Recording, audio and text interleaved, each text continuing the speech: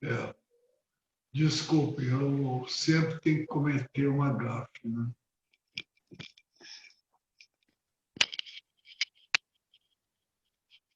Então, eu já estava nesse último slide aqui, né?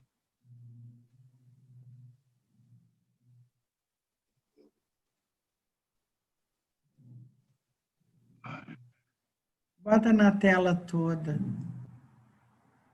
É o que eu estou tentando fazer. Sem imagem.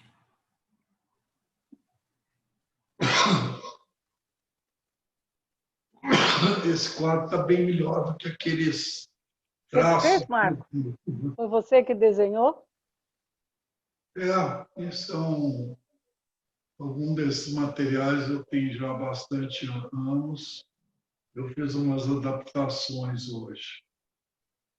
Então, o que eu expliquei da vez passada é que um grupo, então, é um grupo de pessoas que estão em interação entre elas, numa rede de vínculos. Essas pessoas, esses vínculos são naquilo que é a parte explícita, né? Interações variadas que estão sempre determinadas por algum conteúdo explícito, né? Que dá base, ou dá suporte para aquilo que acontece explicitamente, né? Eu dei exemplo na vez passada da comunicação, onde nós usamos um determinado processo de enviar mensagens uns para os outros codificados, mas o código está subjacente, está implícito, tá? Ninguém chega aqui e fala que vai falar português. O português está implícito, em todas as suas regras gramaticais e daí por diante, tá? Cada um dos sujeitos no grupo internaliza o grupo de tal forma que cada indivíduo no grupo está inscrito em um duplo lugar. O lugar real no grupo e o lugar interno, né?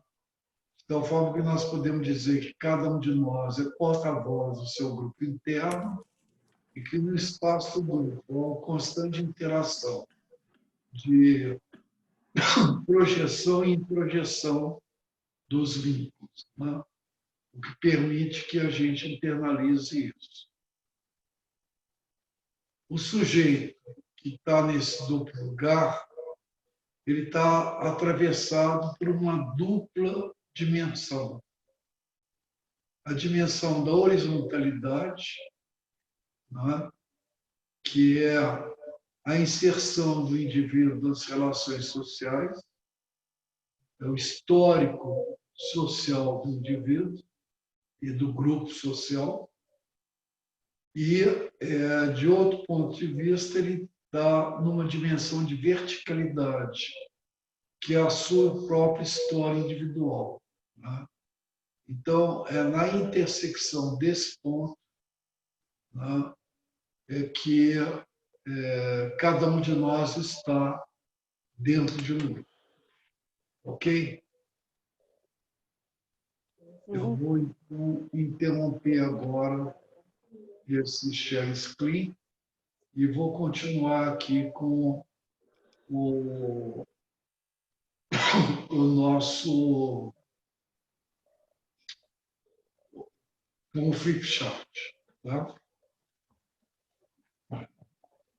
Vamos lá, vocês me contam se vocês estão me vendo direito, se eu tenho que ajustar, acho que eu vou ter que ajustar aqui, né? Vocês estão vendo minha barriga. Ah, sim.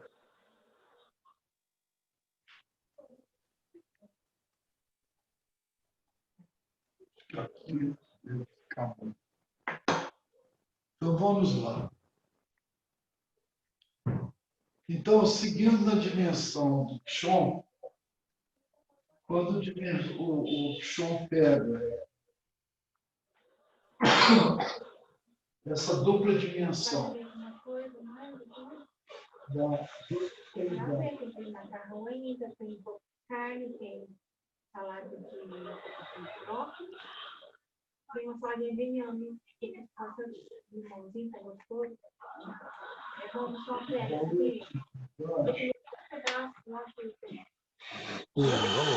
Alguém aí que... Vamos cortar o microfone? Tá bom. Melhor, né?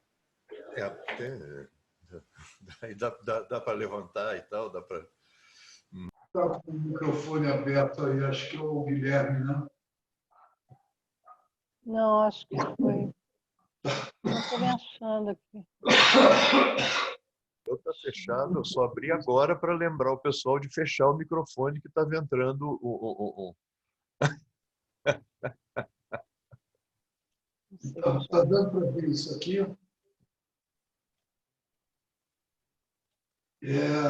São duas linhas, portanto, né, que eu fiz aqui. Eu trouxe daquele material lá do PowerPoint, eu trouxe essas duas dimensões, a horizontalidade e a verticalidade.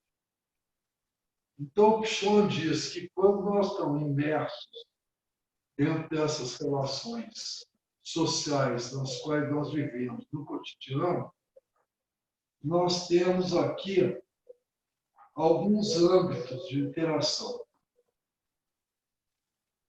O primeiro âmbito, ele chama de individual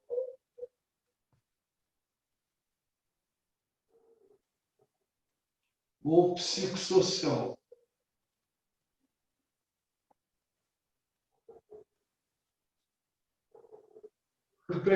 Entendam bem, tá? A concepção do psiquismo em Pichon é uma visão psicossocial. Nós somos um grupo interno, nós somos as relações sociais que nós internalizamos, certo? Por isso, o primeiro âmbito, o âmbito da nossa individualidade, da nossa intimidade, é o âmbito psicossocial. Depois, o segundo âmbito que ele cria, que ele referenda, tá? É o âmbito grupal ou sociodinâmico.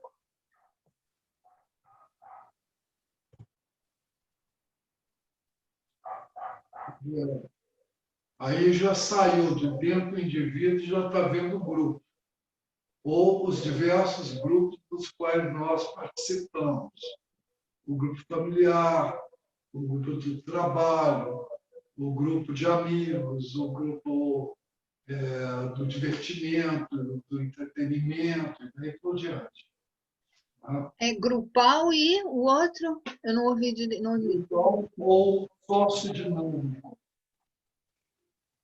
Tá? Depois, o outro âmbito que ele fala é o âmbito institucional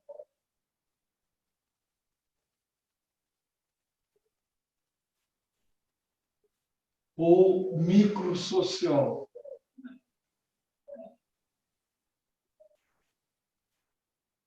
Então, já aqui ele está abordando as instituições às quais nós pertencemos e nas quais nós trabalhamos, estudamos, nos divertimos, né? É a empresa, é o clube, é a escola, são as diversas instituições nas quais nós estamos inseridos, tá? E que tem uma dinâmica própria. O outro âmbito que ele cria é o âmbito comunitário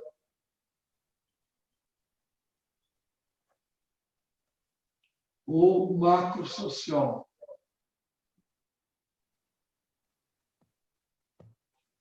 Então, é a sociedade como um todo, dentro da qual nós estamos inseridos.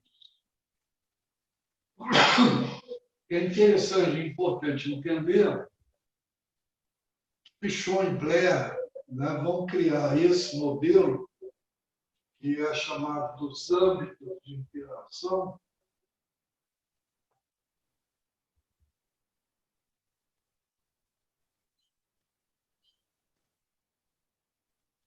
No final dos anos 50 e início dos anos 60.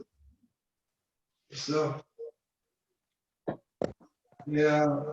Eu digo, e esse trabalho que eu disponibilizei lá no site do Conversagem, ele estava visando falar principalmente disso, é que hoje em dia, com toda essa revolução que surgiu da informática e que evoluiu para a telemática, hoje nós temos que necessariamente reconhecer um quinto âmbito, que é o âmbito que eu chamo de âmbito virtual ou sociodigital. Entendeu? Não dá mais para trabalhar com uma visão psicossocial se nós não incluirmos na nossa visão também esse novo mundo que surgiu a partir do desenvolvimento da telemática. Tá? Bem,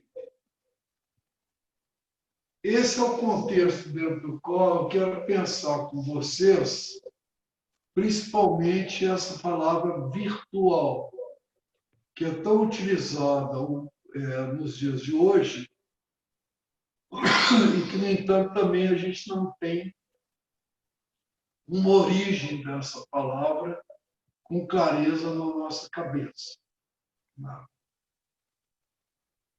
Então, por enquanto, até aqui, tudo bem? Alguém que tem alguma pergunta? Eu posso passar para o próximo ponto? Eu só queria entender essa última palavra que você colocou aí em cima, que eu não consigo ler também. É difícil, né? Aqui que você fala, âmbitos de interação. Ah, tá. Entendi. Tá certo? Aliás, falta dizer uma coisa importante aqui. Na concepção de Blair, nós que estamos situados aqui nesse ponto de intersecção aqui, entre a verticalidade e a horizontalidade, dentro de uma visão dialética, nós estamos inseridos ao mesmo tempo em todos esses âmbitos.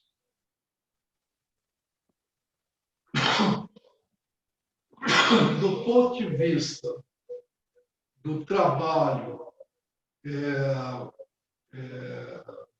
da intervenção psicossocial, nós podemos fazer enquadramentos distintos.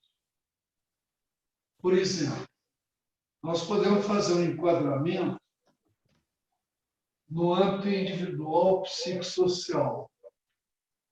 O que é esse enquadramento? Esse enquadramento é o enquadramento da psicoterapia, onde, como dizia o Blair, o espaço da análise é um particular grupo de dois que tem por tarefa examinar o grupo interno de um. Entenderam?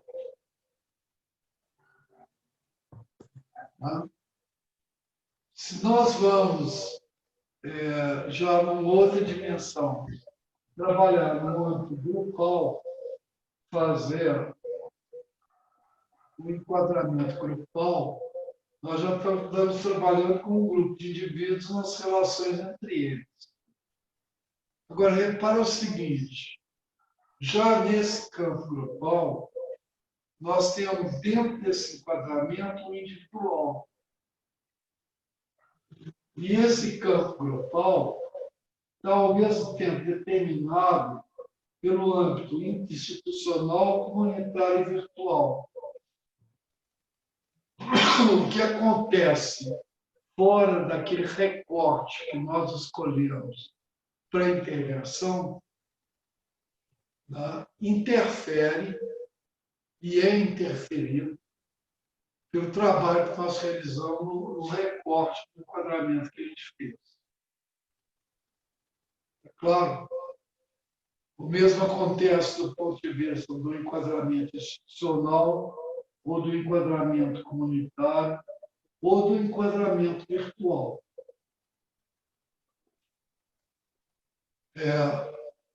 Nós não podemos dizer que os outros âmbitos não interfiram no âmbito do enquadramento que a gente escolheu. Tá bem?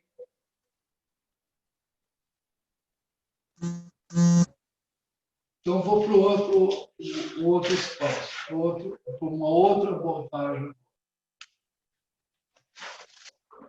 Aí, no texto do trabalho que eu escrevi, ele aprofunda mais uma série de questões, mas, fundamentalmente, o conceito de virtual vai surgir da ótica. Quando, na ótica, posto um aparato qualquer, por exemplo, um espelho, e pressupondo a existência de um objeto, por exemplo, uma jarra, tá? Nós vamos ter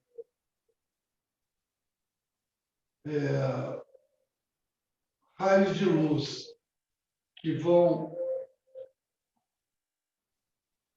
incidir sobre esse espelho e que, a partir dali,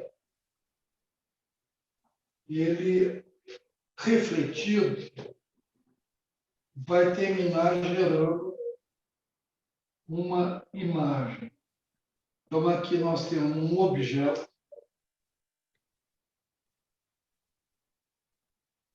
e que nós temos aqui uma imagem.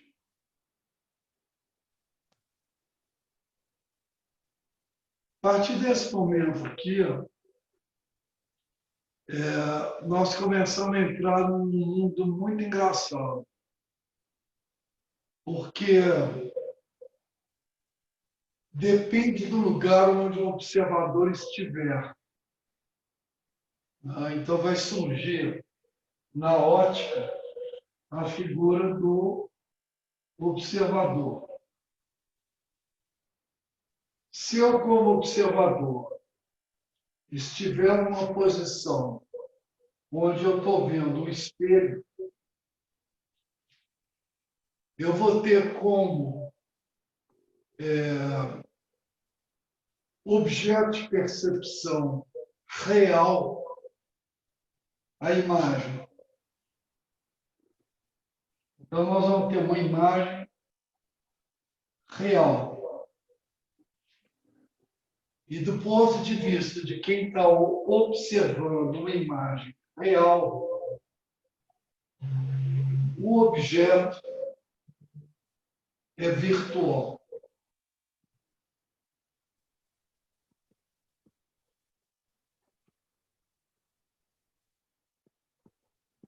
Quer dizer, vocês agora estão tendo, da minha parte, uma imagem real nas telas dos aparelhos que vocês estão utilizando.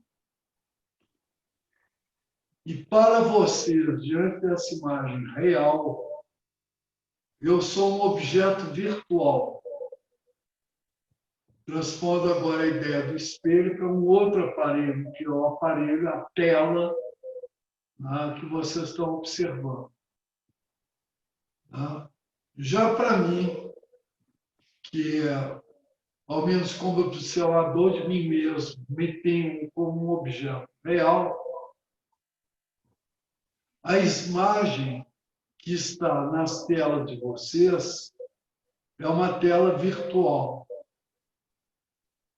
Eu não observo a imagem que vocês estão observando aí, por mais que eu tenha uma réplica das telas de vocês aqui no meu computador, mas eu não me vejo aí com vocês. Tá? A minha imagem para vocês é virtual. Entendeu? Assim como a imagem real que eu tenho de vocês aqui na minha tela está remetendo a pessoas virtuais que são vocês diante do aparelho que vocês estão. Sacaram isso? Então, é como se a gente tivesse uma situação assim.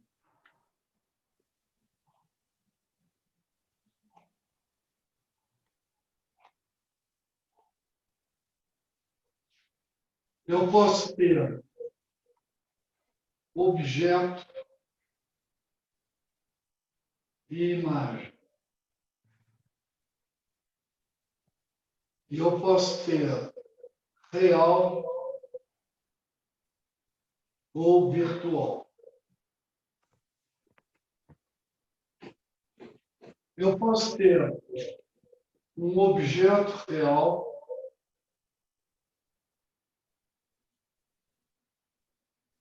ou um objeto virtual.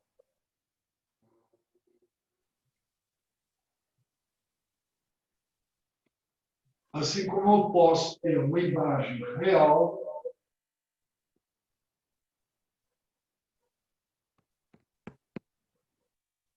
e uma imagem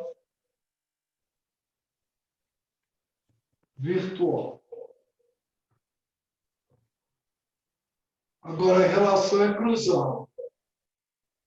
Quando eu tenho um objeto real, eu vou ter uma imagem virtual. Quando eu tiver um objeto virtual, eu vou ter uma imagem real. Entendeu? Eu entendo uma coisa assim, que o virtual sempre vai ser real. Ele será real. Ou ele é real. Não, um virtual, Ele está... um virtual remete a um real. Quer dizer, ele vai ser real. Ele é real também. E o real nem sempre vai ser virtual. Quem está falando é a Ana? Não, é Ivone. Oi, Ivone. Então, veja aí. Do ponto de vista do observador, você tem diante de você algo concreto, ou como objeto, ou como imagem. Quando você tem um objeto concreto diante de você, refletido ou transmitido para um outro lugar que você não observa diretamente, esse objeto está projetando uma imagem que é virtual.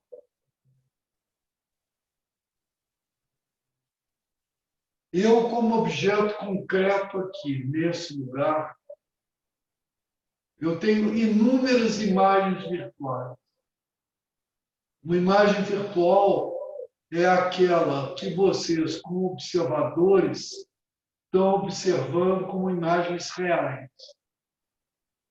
Mas eu tenho imagens virtuais que que seriam as imagens possíveis de serem vistas por outros observadores localizados em outros lugares onde minha imagem pudesse chegar,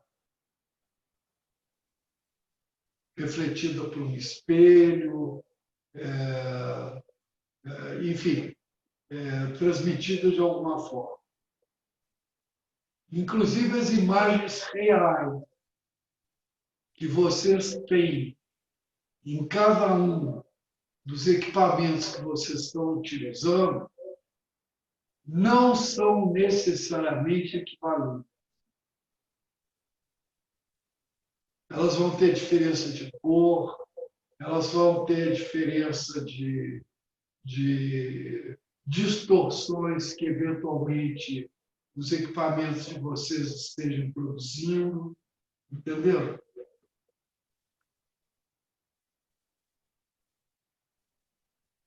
E esse é um problema muito interessante do ponto de vista da ótica.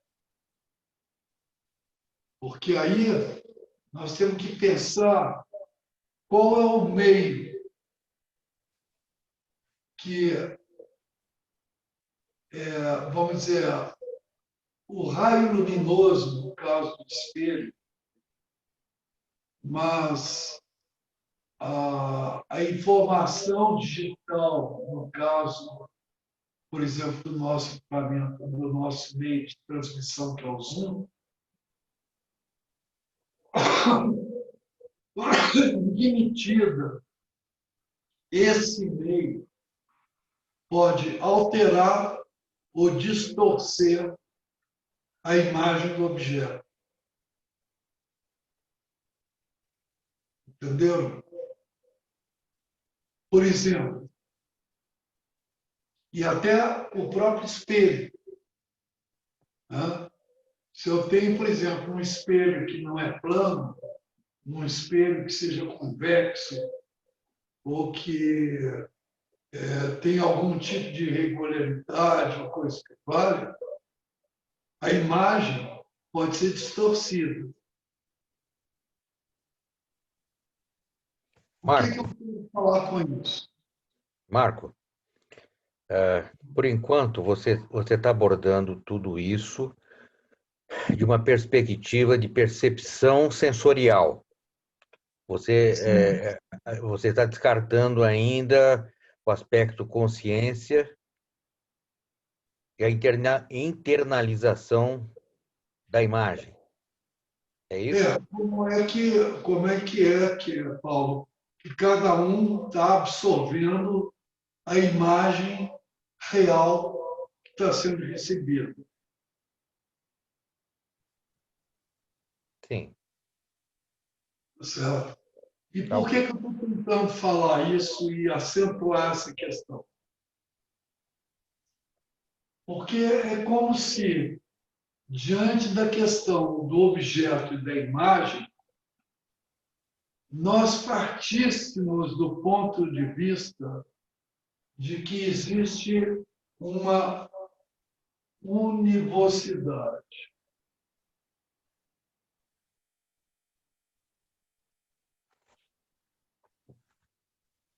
Ou seja, como se nós partíssemos da ideia de que cada objeto tem uma imagem, uma só imagem, e que a imagem é uma representação fiel do objeto. Entendeu? Ok. O que não é verdade nem no mundo real, no mundo cotidiano, e muito menos ainda no mundo da internet.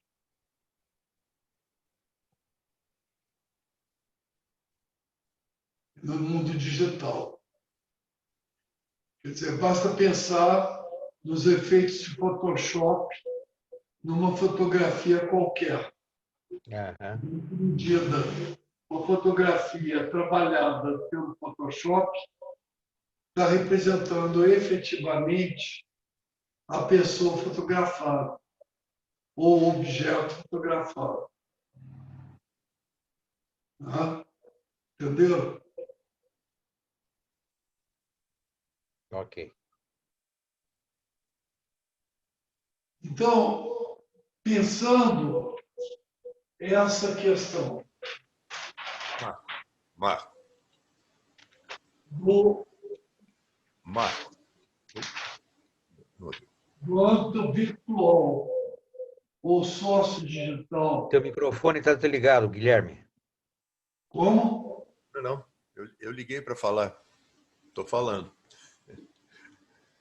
Repara que ele está ligado. Tem alguém me ouvindo? Eu estou te ouvindo. Tá. Marco, está me ouvindo? Eu estou te ouvindo. Ó, também. Tá, então tá tranquilo.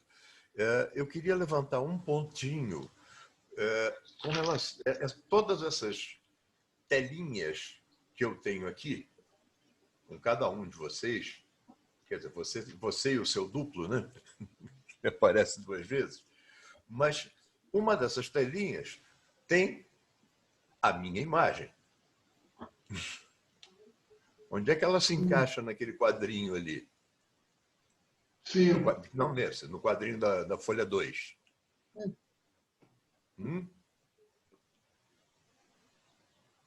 E aí, É uma pergunta interessante, eu achei. Essa é. Porque eu sou virtual e real ao mesmo tempo. Eu entendi que o Guilherme... Imagem e objeto. A imagem é virtual ou é real, né, Guilherme? É isso? Isso. você quer ver uma diferença muito Não, simples? se para mim eu sou imagem ou objeto também. Olha aqui, Tem o objeto, tem a imagem. eu vou fazer uma brincadeira aqui, tá certo? Eu vou fazer que a minha imagem aqui agora, nessa tela, deixa eu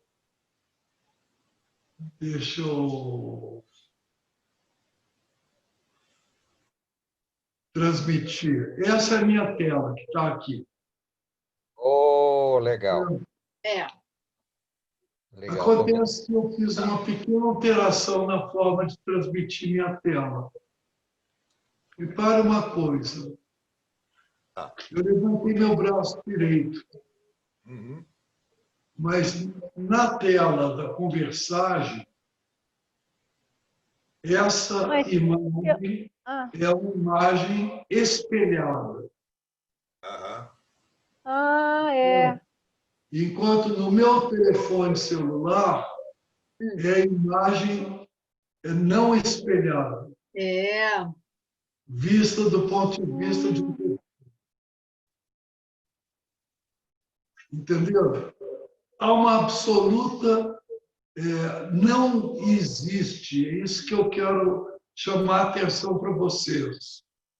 Do ponto de vista da virtualidade, da realidade, nós temos que sempre desconfiar da univocidade. Entendeu? Perfeito. Univocidade. Eu vou voltar, vou tirar aqui o espelhamento. Tá? Olha aí. Agora, quando eu levanto a mão direita, ela aparece da mesma forma nas 2 telas. Entendeu? Compensação, se você tentar arrumar o cabelo Isso. olhando, tentando fazer vai isso, dar uma zebra total, né? Porque você não, a gente está totalmente condicionado a ver a imagem espelhada. Eu percebi exatamente isso, né, Guilherme, que você falou. Eu fui mexendo no meu cabelo e estava do outro lado. Então, veja uma coisa engraçada. Quer dizer, eu estou chamando a atenção que eu estou falando de fenômenos simples.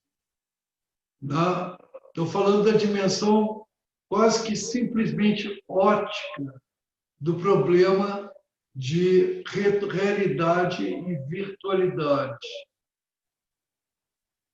Agora, quando nós colocamos isso na dimensão disso que Pichon chamava, que eu estou chamando,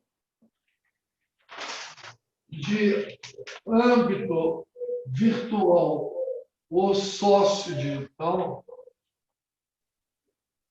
e nós colocarmos aí nisso, ainda por cima, tudo aquilo que se implica e se complica nas interações entre seres humanos, tá certo?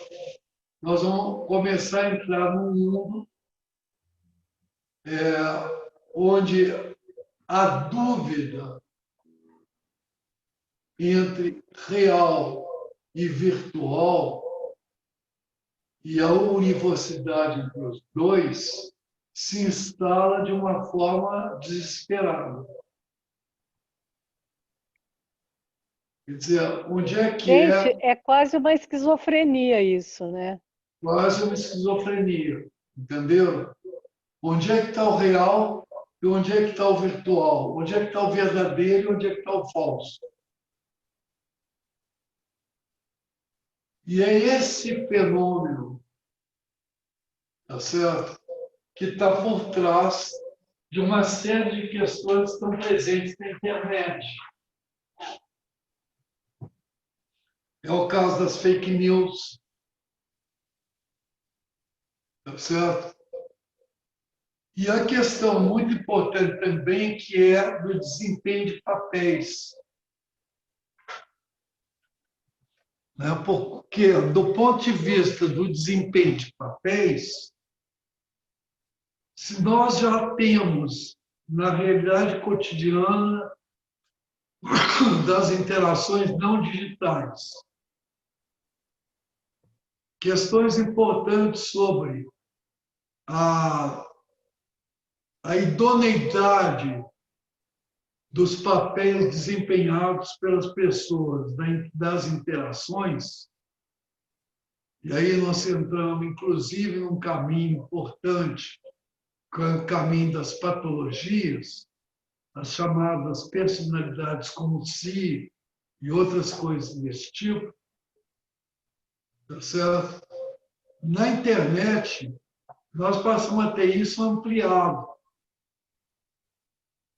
E aí assume uma importância muito grande no ambiente digital, no ambiente das interações através da internet, que é aquilo que eu chamo do papel do avatar. Uhum. Exatamente. É. Entendeu? Por quê? Porque, do ponto de vista das interações digitais, vamos chamar assim, é muito mais fácil para as pessoas assumirem um papel fake. Tá certo? Um papel não verdadeiro. É mais bonito do que eu. Hein? Todo mundo diz que o retrato é mais bonito do que eu. Pois é. Está aí o meu avatar. Vocês dizem que o meu retrato é Eu mais queria bonito. perguntar uma coisa sobre esse. Deixa eu ligar meu celular que está acabando a bateria, mas o Guilherme falou uma coisa que tinha me ocorrido assim. Quando você fotografa um objeto, esse objeto é virtual no momento em que ele está sendo fotografado, né? Quando você já fotografou, ele já é real, né? Por exemplo, quando a gente for assistir essa aula... A fotografia em si é uma imagem real que remete a um objeto virtual. E nem quando a gente for assistir essa aula pelo YouTube. A gente vai estar assistindo um produto real. É a mesma coisa quando a gente for assistir essa aula depois de pronta no YouTube, o filme que você gravou, a gente já vai estar tendo a imagem real, né? A imagem é real, mas o objeto é virtual.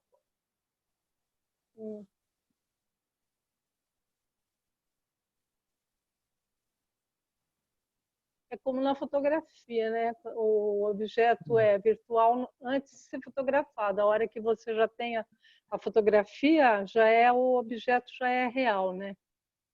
Pois é, mas no caso, Marco, no caso que você deu exemplo, isso que ela está falando da fotografia, um exemplo simples, básico, banal aqui, para ilustrar bem o que você está falando. A imagem passa a ser real, fotografada. E quando ela é submetida ao Photoshop? É o que você estava dizendo, ela passa a ser virtual ou real? Não, Real, ela falso. ainda é virtual, mas ela é um virtual aliás, ainda é uma imagem real, Mesmo mas é trabalhada. uma imagem real distorcida. Um falso real. Mas É. o falso real não é virtual? Um falso Não, é uma falsa imagem real. virtual não é um falso real. É Olha aqui, difícil. eu vou colocar um exemplo engraçado. Imagine que você está olhando uma fotografia sua 3x4.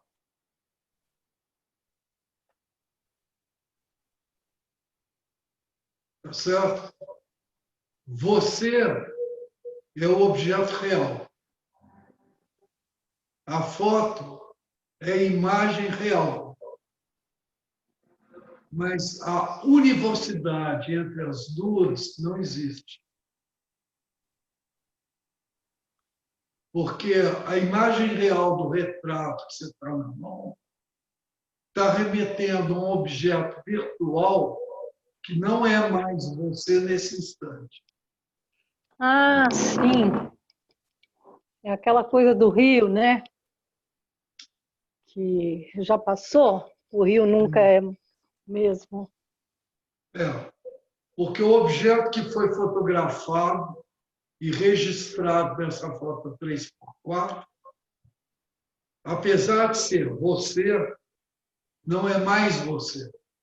Então é complicado, Marco, porque desse ponto de vista, dessa perspectiva, é interessante, porque nada é real, então, porque passou o tempo e em um segundo passou, tudo passa a ser virtual. É uma coisa assim, é quase um jogo de palavras.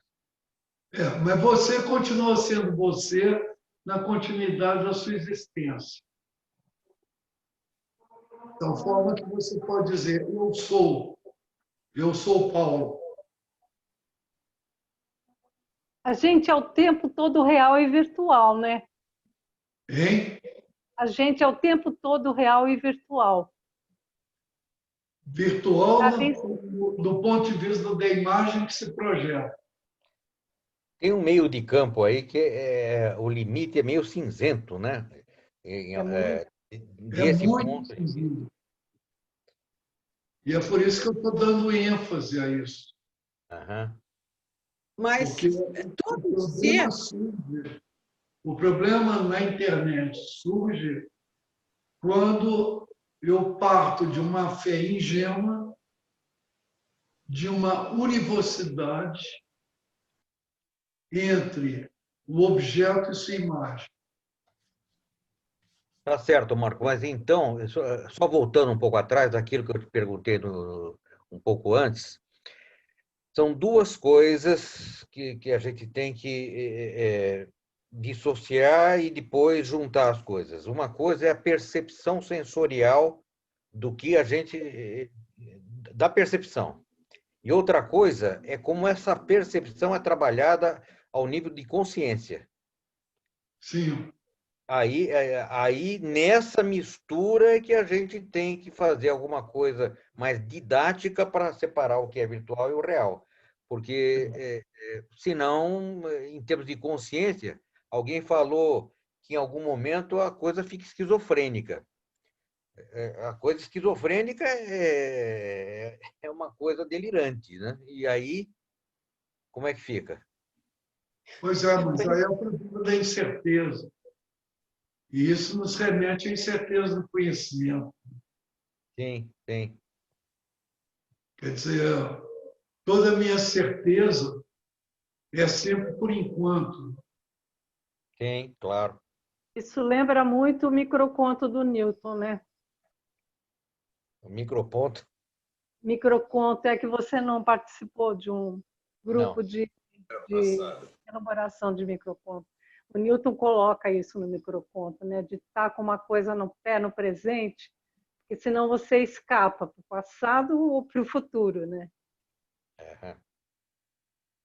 Mas a gente está sempre escapando, né? A gente é sempre o ser vivo. Eu acho que ele é sempre a possibilidade de um vir a ser,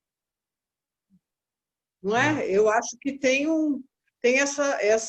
Eu acho que é a questão da incerteza que o Marco coloca. Eu entendo assim. Quem está falando é a Ana? É, Ana. Ok. Vocês entenderam por que eu queria falar entre questão do real e do virtual? Mas não dá para ser ingênuo no cruzamento entre essas duas dimensões. E aí eu acho que teria que aprofundar mais, eu não sei se hoje vai dar tempo, Marco, mas a questão do avatar. Porque pensando aqui, um político é sempre o avatar dele mesmo, né? Ou não, ou de outro. Né? Ou de outro, certo. Ou de uma outra coisa até. Distorções aí podem acontecer em inúmeras dimensões. Por quê?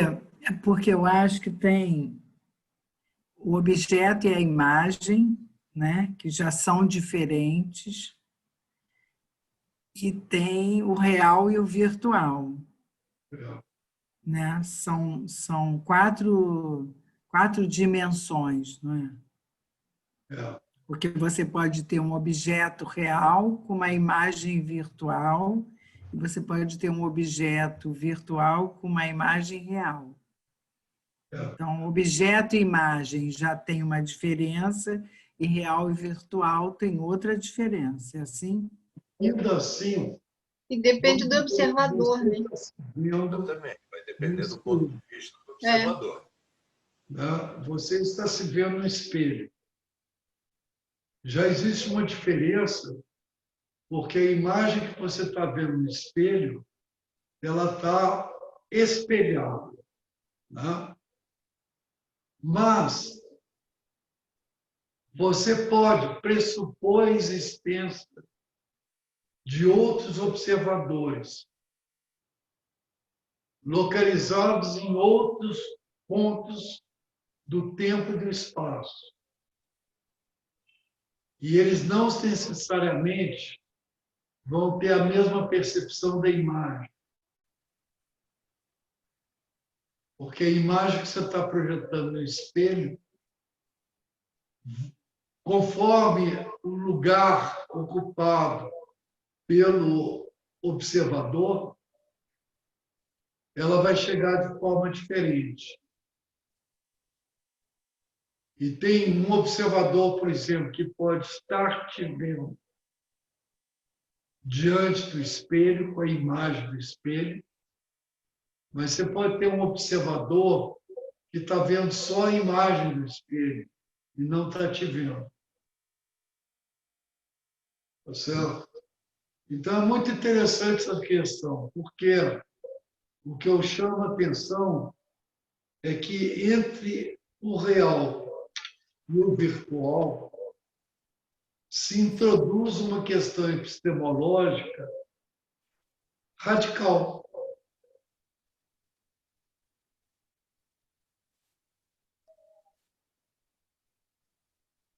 Entendeu? Qual?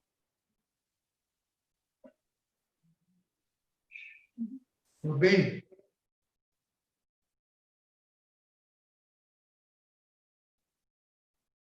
É a desconfiança do conhecimento, é isso?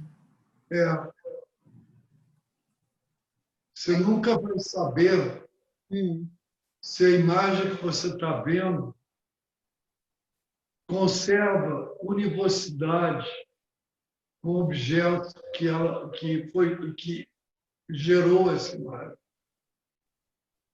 Seria interessante, então, Marco, introduzir um terceiro elemento, o imaginário. Nós podemos ter um real imaginário e um virtual imaginário. Isso, aí nós estamos introduzindo mais um fator humano na quebra da univocidade entre imagem e objeto. Uhum. E todo esse imaginário tem a ver com os vários âmbitos também de interação. E com a verticalidade e horizontalidade do observador. E como aquilo te afeta também, né? Uhum. A imagem pode ser um gatilho para você ir para um imaginário que distorce mais ainda o objeto. Aí até uma sugestão, Marco, no seu referencial de horizontalidade e verticalidade, isso aí é uma coisa bidimensional. Talvez fosse interessante introduzir um aspecto tridimensional aí, entre verticalidade, horizontalidade e a profundidade. É a profundidade, porque a coisa me parece que é tridimensional, não é só bidimensional. Porque pensa aqui uma coisa. Do ponto de vista, né, da horizontalidade, da verticalidade,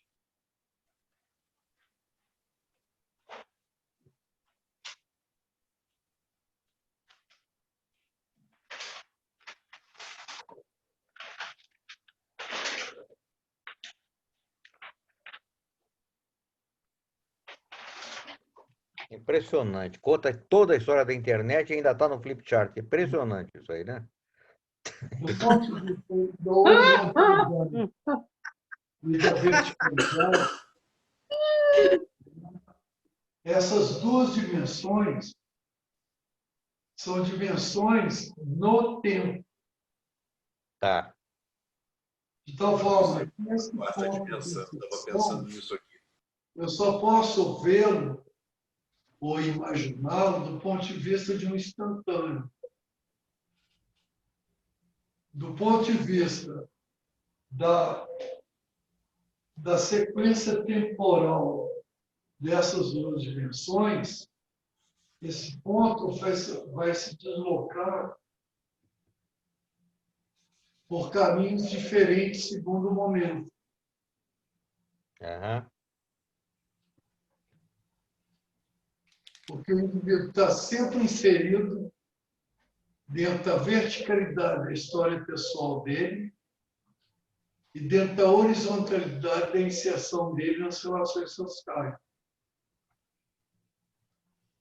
Então, existe o tempo inteiro uma história do grupo e uma história do indivíduo.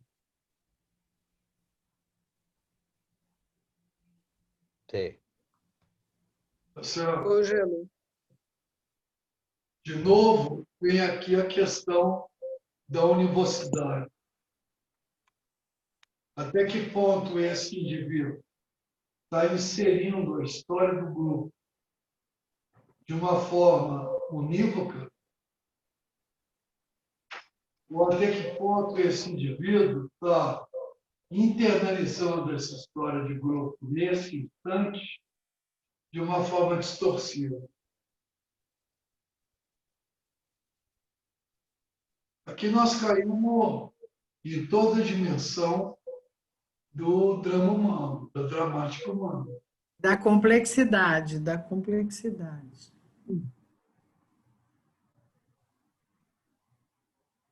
Tá bem?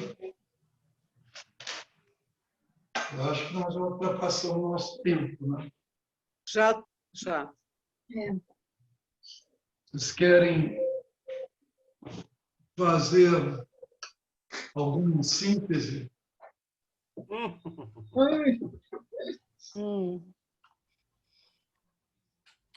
Não, a síntese eu não consigo fazer, mas eu tenho uma coisa só. que sempre tem quando o Paulo, por exemplo, fala do Photoshop, ou como a gente usa o exemplo do Photoshop, eu queria lembrar que a gente não precisa pensar no Photoshop. A partir do momento que eu faço uma foto, ela já tem filtro. Ela tem uma lente. Essa lente enfoca de algum modo. Essa câmera, ela tem uma íris diferente. Então, nós já temos filtros colocados. Tem seu lugar particular, inclusive, no tempo e no espaço. Exato. Então, a gente, na verdade, o filtro já está a partir do momento que você está embutindo, realizando a foto. Isso. Só que do ponto de vista das relações reais, cotidianas,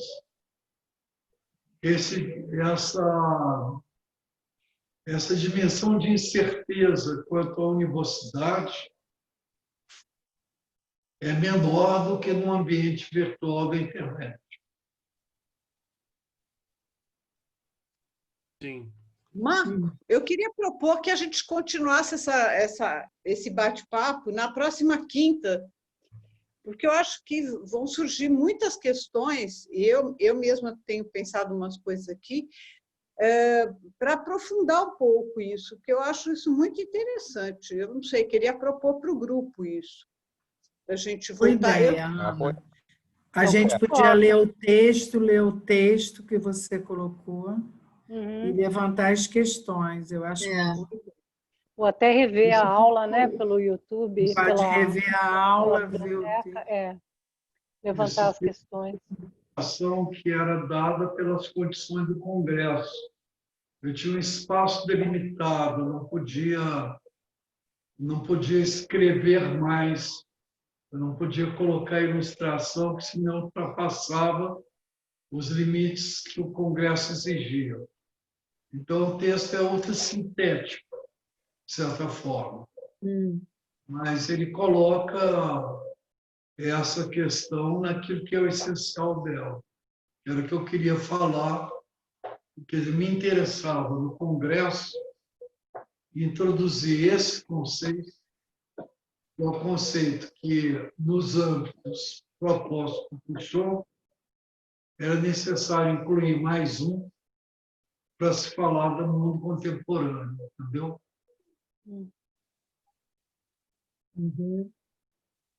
É isso. Vamos lá. Quem quer falar o quê?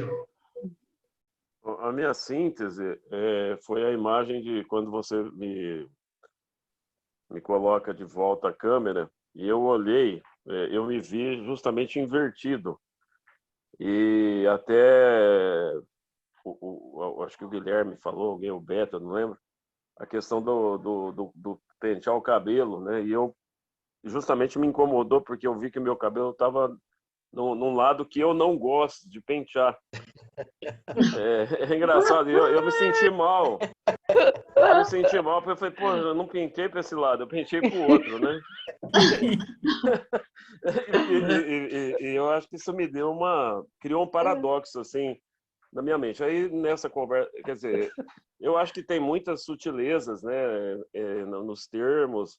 Eu digamos que eu penso que compreendi, inclusive, algumas experiências de uso disso, né, em shoppings, né, você coloca espelhos que informam ao consumidor uma coisa que é meio desagradável, ou que não é o que ele gostaria de ser, e até para induzi-lo, né, a fazer compras, e a questão da luz, né, interferindo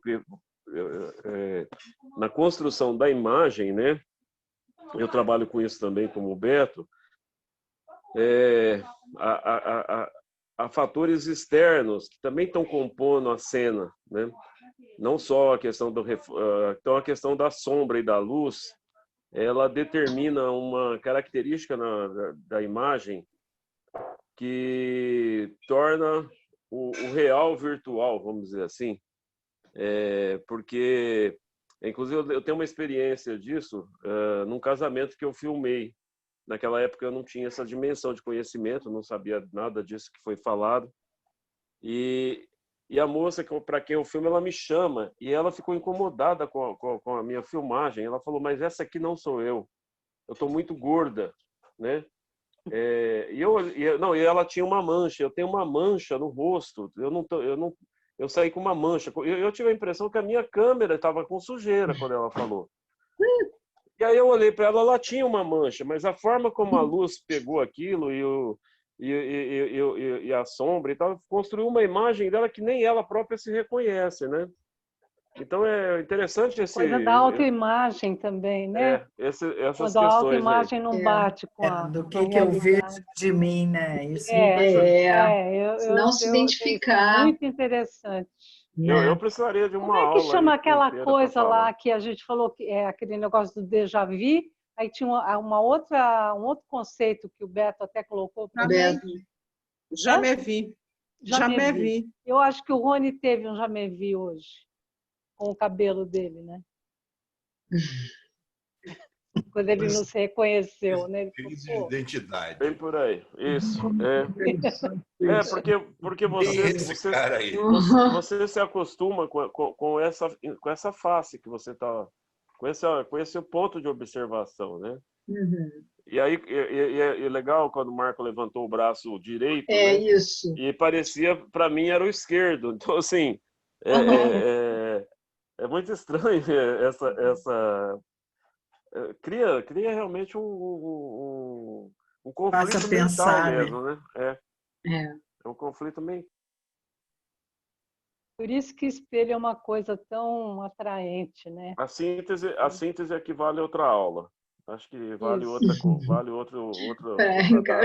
Eu gosto dessa ideia. Gente, eu estou precisando sair. Eu não vou entrar amanhã, que eu vou de novo para minha mãe, então não tem internet lá. Até segunda. Tchau, tchau. Só quero te falar uma coisa, Ana. O teu malabares ficou na minha cabeça, viu? Sinal vermelho com malabares, tá? Só isso. Ah, tá bom. E, na verdade, a palavra seria malabarista e não acrobata. Eu tentei mudar, mas não deu tempo. Malabares. Também pode falar malabares, né, Beto? Pode. Malabares é mais legal. Aí você põe no seu texto lá, malabares. Quer fazer uma breve síntese? Tchau. Tchau, gente. Tchau. Bom, né? Tchau, Ana. Bom fim de semana.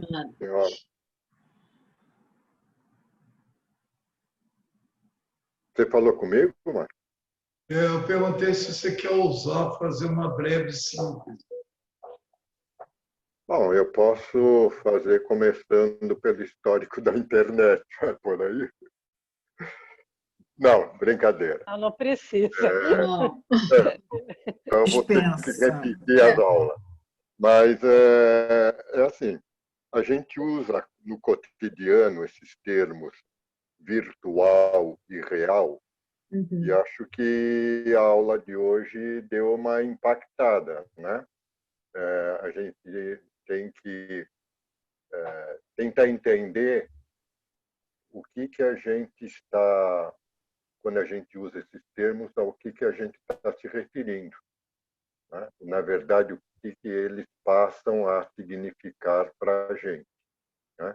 Porque a compreensão desse significado é que orienta a nossa visão de mundo. Então, eu acho que virtual e real, que é uma coisa cotidianamente que a gente usa, né? A partir de agora, acho que deu impacto que a gente tem que então, pensadinho nisso aí. Ok. Vamos terminar então, gente? Sim. Muito obrigada, Marco. Valeu. Obrigada, Marco. Quarta-feira que vem a gente continua. Boa noite. Obrigada, viu, Regina, por me ajudar a entrar aí hoje. Beijos a todos. Eu estou indo embora com a pulga atrás da orelha. Eu não sei se eu vou ter que pentear o cabelo para lá ou para cá. Porque eu quero que as pessoas me veem como eu vejo. Eu acho que eu estou penteando para o lado errado.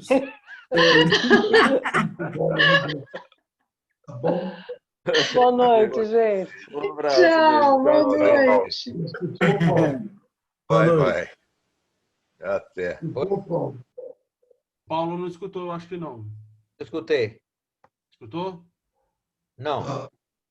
Eu vou te Um colocar abraço aí. lá no grupo da conversagem, na quarentena, no WhatsApp, que aí você fica informado do que está rolando aqui pelo grupo. Tá?